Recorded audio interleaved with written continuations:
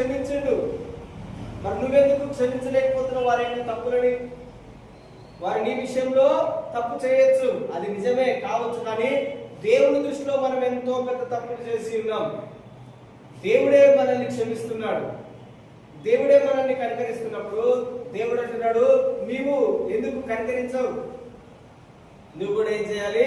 కనికరపడాలి.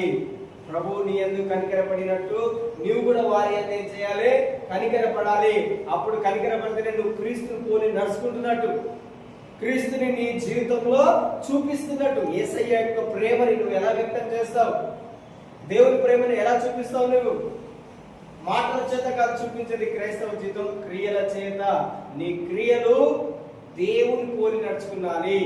యేసు ప్రభువు తనని హింసించిన వారిని ఆయన క్షమించింది. యేసు ప్రభువుని ఎవరైతే బుద్ధిందో, ఎవరైతే ఆయన ముఖం మీద